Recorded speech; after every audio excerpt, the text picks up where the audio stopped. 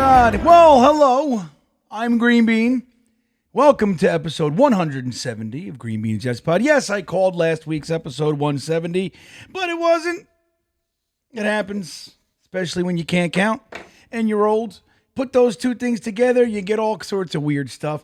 But I'm Green Bean. I'm happy that you are here on this podcast. It's a little bit late because I was driving home from my wonderful trip to the House of Pain up there in East Rutherford, New Jersey.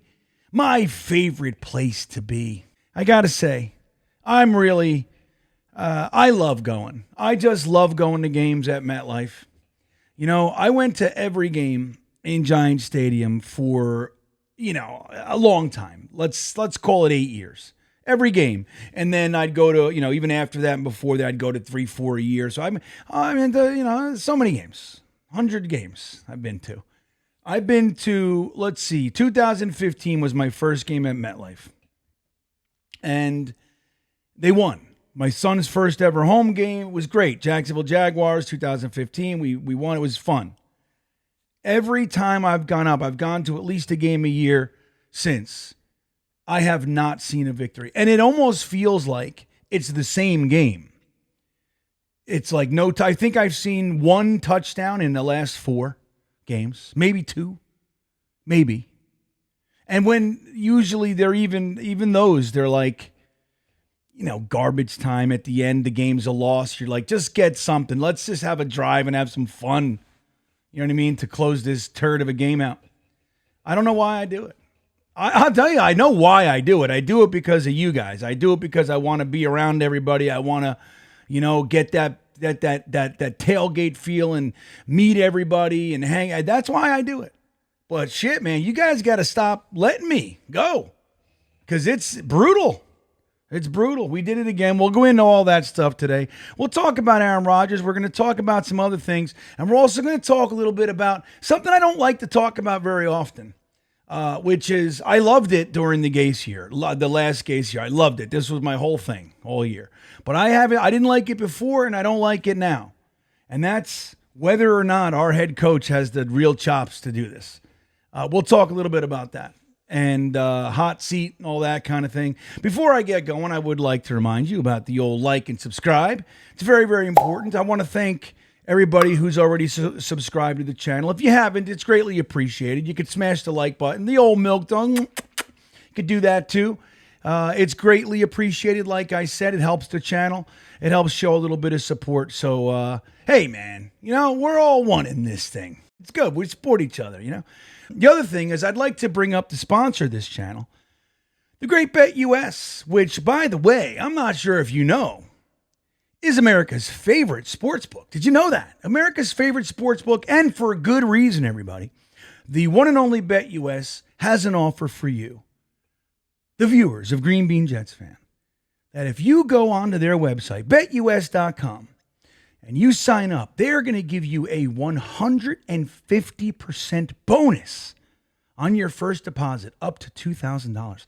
Is that not crazy? 150%, not 100%. 150% bonus on your first deposit up to $2,000. You could be like me, and I stay in the prop bet. I don't like betting straight up games, partially because I like to play with the Jets, and the Jets, you can't trust them. You can't trust the Jets. So I like to pick players and who's going to do this and in the first quarter and what's it going to look like, what quarter is going to have the most scoring, that kind of stuff. You can do all that. You can get all the information you need right at betus.com. And again, the offer, 150% bonus. You know how you get it? You put in the promo code YouTube150. That's how you're going to do it. Don't forget to put in the promo code YouTube150, and they're going to smash you right across the chops with a 150% bonus. I thank the Great Bet US for sponsoring this episode of Green Bean's Jets Pod. Even though the episode is going to be somber. I'm sorry, Bet US. I tend to be a relatively positive guy. I do. But even as my tired shirt would indicate, this neckline is like, that's, sometimes you just run out of oomph. You can't pretend the house isn't burning. You just can't. We're going to start by telling you guys, we had as good of a weekend as you could possibly have, especially when you add the rain. Dude, we got rained on. I showed up at the stadium at 8:30, okay? Now, Ryan, Matt, they got there around 8, so we were there. The parking lot opens at 8. I got there at 8:30 a.m. It was pouring. Now, it would intermittent. It would go lighter and heavier, but it was raining from 8:30 a.m. until 4:30 p.m. when we started walking out of that stadium. And yes, we walked out in the rain. We got in our car in the rain. We sat in traffic in the rain. We drove home in the rain, and it rained. And then today I wake up in Staten Island, and I heard this very precarious sound. The birds, the sunniest, beautiful day you could hope for, just on the wrong damn day. So we got it. We got bombarded. So all of you guys, we had such a great time. Again, it was hard. We were hiding under tents. We were, you know what I mean? I had the PA. We were going to do all kinds of fun stuff. We couldn't do it. It was pouring on us. But the Tailgate Joe, there were over 550 people with Tailgate Joe. We had, I guess, at the end of the day, a lot of you guys didn't end up making it, showing up. And I understand why. But all in all, I'd say we had out of the 90 people that were coming with us, I'd say about 60 showed up, maybe 65, something like that. But man, what a great group you guys are. Thank you so much for coming. But it didn't even start there. We started it at Pioneers the day before. But, you guys know the Coney Island cyclone shut down. So that was the first indicator of a little stick in the spokes of our amazing weekend. But we all met, look, Nick Shine, Jets Chaos, myself, Ryan from Jets Talk 24/7, Matt O'Leary, Jake Asman, and so many people. It was, I guess we had 40 or so people there. Amazing time. You see a picture. We got to do a great Jets chant. They gave us this back area with all couches and everything. It was a great time. We hung out there for 4 hours. Going deep into the evening. We had a great time. Check out this Jet chant led by proud New York Jets fan himself, Nick Shine. J-E-T-S, Jets, Jets, Jets!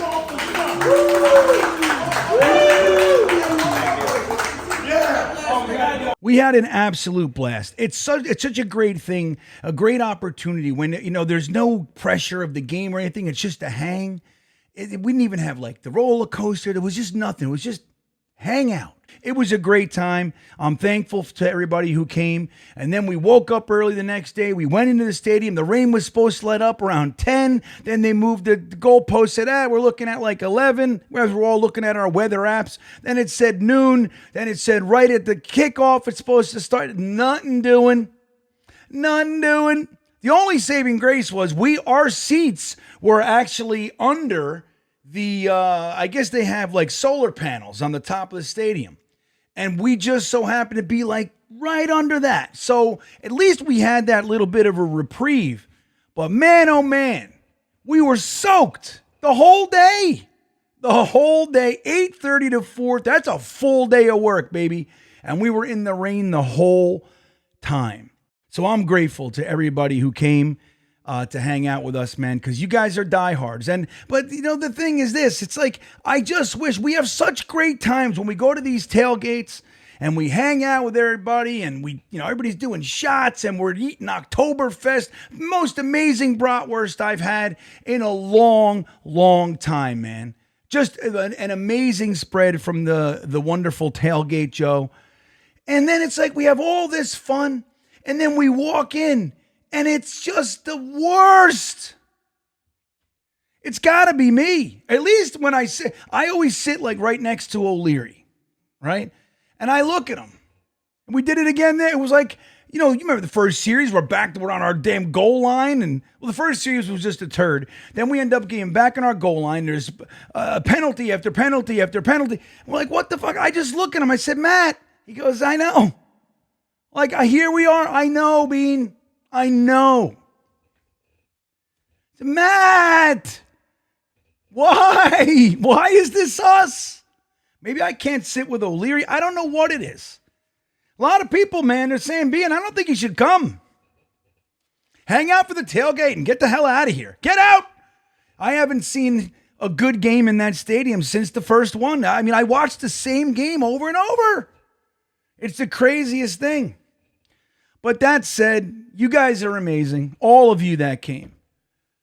Just, I can't tell you how much I sincerely love you guys. The wayward Jets fan, Wyatt, you know, we got the Marine from California. He's from Wyoming, but he's stationed in California. Flew him out, but he got to come out and see his first Jets game. Had as good of a time as you could. And then he watched the same game I did and that you did. And man, poor guy. You want to see him come out and get a victory, first Jets game. But let me say this too. I was really excited about him seeing the Jets chant. Now, the Jets have done something really weird. And look, it's small potatoes, but it bothers the living hell out of me. We have something. We made it ourselves, the fans. We made it. Okay? And for the last number of decades, Fireman Ed has been our leader in the Jets chant. The greatest chant in all of football. Okay? So good, in fact, that other teams bite off of it. Everybody knows it. Everybody knows. The J-E-T, they know. It's the best chant in football. And they've taken it over. They made this video where, Fireman Ed and Jetman and everybody, and they start doing the J-E-T-S, Jets. And they go around and they do all over the city and all these people, and it's just over and over, J-E-T. And then they do the chant, and while Ed's trying to quiet the crowd like he does, we do the whole thing, hey, and then he goes like this, and we go quiet, and then we do the chant. We've been doing it forever. They start playing the air raid, and he's trying to quiet the crowd, but they're doing the air raid. People are confused. Nobody knows what's going on. Ed is on the camera, clearly frustrated, and we did a half-assed lame Jets chant. They stole it. Why do you? It's like the Jets chant sponsored by JetBlue. Like, why do they got to do that? You're taking the one thing, and then that was it. They didn't show Ed the rest of the time. Remember, we would do like after the half, or whenever there was something exciting happening, like the defense needed us, big stand, we'd do a big Jets chant. No more. They stole that from us too. The 2-minute warning is now sponsored by Cash App. Fucking the whole thing. So again, I got that out of my system. Let's talk about this game. And let's get into this game by bringing up some very important things, okay? One is 13 penalties. 13 mother effing penalties. 13 penalties. Now, there were a couple that were iffy. The Alan Lazard first down, he went like this, and they gave him an unsportsmanlike. Like, what is that? You're going to steal our Jets chant, and then you're going to take away a first down because he went like this? What is it? The fact that he made guns? I mean, what is it? So there was some iffy ones, but the pre-snap stuff, man. 13 penalties. Now, on the flip of that, our quarterback, our Hall of Fame quarterback, who's 40 years old, got hit 14 times yesterday. 14 times in this game against the friggin' Broncos. 5 sacks. Look at these numbers. There's something that it means. This tells a story, everybody. And for that, we're going to get into this week's Intelligent Gripe. Again, I want to reiterate that if you don't know me yet, if you're new, hello, first of all, hi. But if you don't know me yet, I try with every ounce of gumption that I can muster to find the positives and silver linings and not degrade into the darkness that just, you see, it's prevalent. It's very easy to do. It's not easy to stay positive in this fucking team's fandom. Let me tell you. So I try to do that, but I can't always do it. Now, I'm not going to jump off a cliff in the same way that I didn't after week 1. You know, it's like, oh, blah, blah, blah. And then we win 2 games and we're 2-1 and everything changes, right? So I'm not jumping off the cliff. A week is a week is a week. A game is a game. Next week, everything can change. But I'm going to tell you something. There's something that is very, very consistent with this particular regime that we have. Now, we've had numerous quarterbacks, whether it be Zachy Poo, Mike White, Trevor Simeon, fucking Josh Johnson, Tim Boyle, Joe Flacco, and now Aaron Rodgers. We've had myriad offensive linemen. We've had a slew of different running backs, from Dalvin Cook to Breece Hall to Michael Carter. Here we are with Braylon Allen, and we have something that's very, very consistent. The team, it's very consistent that we are incredibly inconsistent. Okay, that's one thing. The other thing is that it doesn't matter who it is on the team. There are lapses. There are mental breakdowns, mental lapses. When you have pre-snap penalties, it's very, very, there's a short list on what the reason is. Now, anybody can have that bad play. Like, stuff happens, right? But when it's consistent, there's a short list of reasons. One, everybody sucks and they shouldn't be on the NFL field. That's one potential reason. It's sad to say we've actually had some of those guys out there in recent years. Okay, so it's not impossible that that's the reason. It's not now. Another reason is that their head isn't in the game. So they're not mentally prepared. They're distracted. They're thinking about something else. They just, they're not focused. Okay, so that's reason number 2. Okay, the one is whatever, but that's reason number 2. Reason number 3 is that there is zero fear of making mistakes.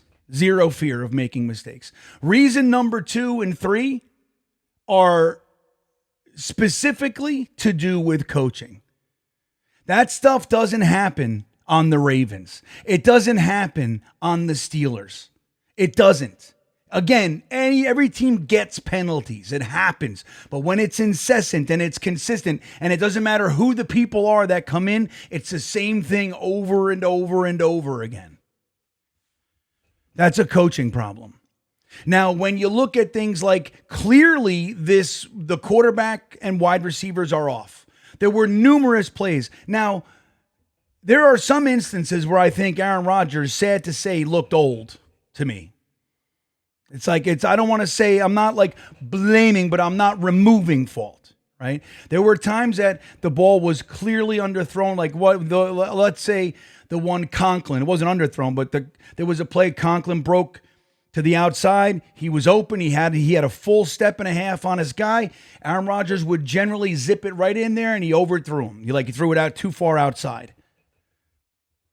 So there were times where I thought Aaron Rodgers just looked off. Now, the rain, the wet ball, yeah, I get it. There was something to that. But the other thing is, consistently across the board, and you can very easily use Garrett Wilson as the example. They're out of sync. There's clearly miscommunications. He's going long, you throw it short. You throw it long, and he's breaking. It's happening far too often. It's happened in every single game this year. So again, you're having pre-snap penalties, which is a lack of discipline on the team, and the team is just not focused. They're not up to the game. They run in for the announcements. Yeah, here's our defense. Quentin Williams. Yeah, he's jumping up and down. Everybody's excited. And then it's like they're just nothing to it. They're done. That's coaching. They're not up for the game. And the other thing, they are definitely not on the same page. They're not. Breece Hall looks like a shell of himself. Don't know what it is. Still love Breece Hall, but something's up. He was walking around with his head down on the field. Like, what is going on? It's early in the game. What's going on? We got a first, second, and third from the 1 yard line. Dude, get up for it. Get in there. It's 3 feet. Breece Hall looks off. Garrett Wilson looks off. Aaron Rodgers looks off. It's like, I don't want to say that it's not Aaron, like that. You can't just remove Aaron Rodgers from the equation, but I have to tell you, there's at least some part of my mind that's like, the guy's a Hall of Famer, MVP, Super Bowl MVP. Like, he's been there, he's done it. It's probably less of his fault than maybe the young wide receivers. Why is that? It's Isaiah Davis, it's Gibson, it's Garrett Wilson, and on and on and on. So you got the O-line, they're doing pre-snap penalties. You got the wide receivers, they can't seem to get their heads screwed on straight with Aaron Rodgers. They don't know the routes.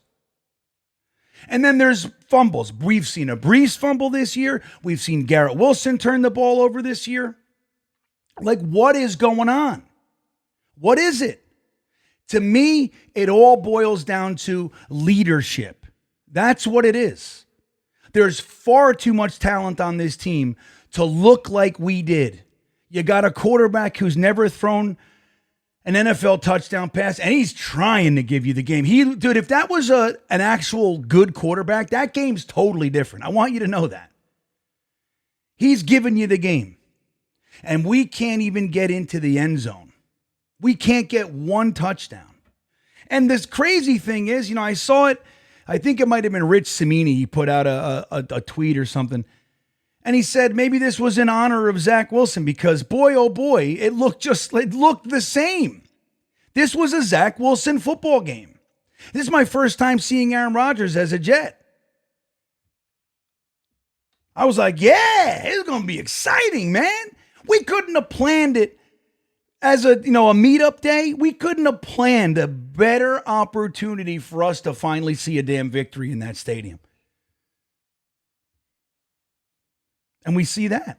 It might as well have been Tim Boyle out there. It might as well have been Zachy Poo. It might as well. So this is what I'm going to say. I know that Woody Johnson has never fired a coach midseason. I know that. And I don't disagree. I know that, you see it happen around the NFL. I'm really, most of the time, I'm in the camp of like, hey, dude, ride it out. You don't fire somebody midstream. But this might be one of those times. You have Aaron Rodgers. You have a very short window, dude. Very short window. If the leadership is unable, unwilling, whatever it is, to hold people accountable. And you saw it, man. There's no greater indicator of what needs to happen than the dueling press conferences, let's call them, from postgame this week. Robert Saleh is talking about changing Aaron Rodgers' cadences. You want a hard count. You want that. You want that stuff. We're talking about changing the cadence. That's your solution? Well, nobody can get it. This is a fucking NFL, man. Everybody here is making multiple millions of dollars. You got to know what the count is. You have to be on the same page as the 10 other guys on the field with you at that moment. And if you can't, then you pay a price. He says it's about the cadence. We're going to dial back the cadence. And what about Braylon Allen? Something we'll take a look at. Really? You're going to take a look at it? Why, once again, we're yelling it. We see it. Aaron Rodgers gets asked the same question. Gets, told, hey, Saleh said you guys might have to dial back the cadence. What did he say? Well, that's one way to do it. Or we could just hold guys accountable for making the damn mistakes. It's time, dude. You're in year 4. The same issues. You've had the excuse of no quarterback. I think it was a real excuse. There was certainly validity to the reasoning behind that. But even knowing that, we've said there's still stuff you can do. You still got to play to win. And you still got to coach the team. You saw the Cleveland Browns. They had 5 quarterbacks last year and multiple injuries on the offensive line. They made the playoffs. Or almost did. I forget. So Robert Saleh, if we go into London and we get shellacked by a burning hot Sam Darnold-led Vikings team, It's a top 5 defense, so what do you want to do? Well, they're keying on Brees, so I don't know what to do. Excuses. No, my fucking guy wasn't doing what I told him to do, and therefore he's benched. You're not playing like that. If he goes into London and we're embarrassed, you got to really start thinking about, hey, we have to shake this team up. I'm sorry to say it. The truth is, Saleh's never really done all that much other than the defense. You can give him full credit for the defense. Olbricht's running it, but that's Saleh's defense. You can give him credit for that. But shit, man, he's got 9 first-round picks on it. 2, they've invested quite a bit in that defense. But still, you give him that. But as far as like managing the game and getting everything going and being consistent, 4 years, it's the same problem. So I'm not calling for his head, but what I am saying is, man, you gotta consider it, and you have to show that you got a set of balls, that you have some conviction. This is the issue. We're done with it. Olbricht, you're the coach. Or what about Ron Middleton, maybe? He was the head coach when Saleh was sick with COVID and he won. I mean, I don't know. I think it would be Ron Middleton or Jeff Olbricht. You make him the coach and you put everybody on notice. We're not doing it. We're not doing it again. Dude, you had all those thousands and thousands of people sitting in the rain all day. And I know that's really not your focus. I get it. But you got to have a better showing than that. And if people are making those types of mistakes, they sit. They are blasted. You don't make excuses for them. Why is Brees Hall looking like he's running at half speed and walking around with his head down? Dude, get off the field. What are you doing? I got 2 young stud running backs who would love that spot. And just happen to be doing better than you right now. Put him on notice. I know he's Brees Hall. I love Brees Hall. He's one of my absolute favorite players. You put him on notice. Your name ain't getting it done. It's you cannot rest on your laurels. Whatever the hell you did last year, nobody cares. It's today. So I'm going to say it. If Robert Saleh gets embarrassed in London, they should have a serious conversation about ending the Robert Saleh era and just putting Ron Middleton at coach and saying, get the team going. You're now the boss. How would you run the team? It's your squad. And then watch what happens. Look what the Raiders did with Antonio Pierce. They had Josh McDaniels. He's clearly not doing a good job. Get out and take Pierce, put him up there. The team was invigorated. They were fired up. And he ended up getting the job. I think he's doing a good job too. It's the kind of guy people want to play for. And not because he's your best friend and tells great stories. It's because he knows what the hell he's doing. So I don't know, guys. Yeah, that's where it is. That's where it is. Remember this whole potential that we had of going on a ex-Jet quarterback revenge tour? Well, this was the easy one. We gave Zach Wilson a win in our house, which, by the way, you guys at home might not have seen this. When the Denver Broncos ran on the field and we're all booing them before our big player introductions, Zach Wilson was doing this. And rightfully so. I'm just saying. You want to make him eat that. You want to stuff it in his face. That's what you want to do. You don't want to watch him with 1 touchdown again beat us. I don't even want to get into the gift at the end, the emotional roller coaster. I can't. I don't have it in me. But guys, let me know what you think. Do you think? Let me know in the comments this question. You can say whatever you want to say, but I want to know the answer to this.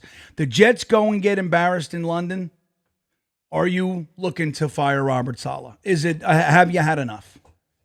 Have you had enough? Give it to Ron Middleton. Give it to Jeff Olbricht. Either one's fine with me.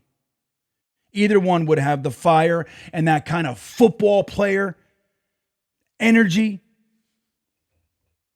Let me know what you think in the comments. With that all said, I want to thank BetUS for sponsoring this episode. Don't forget, 150% bonus on your first deposit by using the promo code YouTube150 and BetUS.com. And guys, have a great rest of the week. We'll see how we can do it. We still got each other. All right, have a great week, everybody. And as always, go Jets.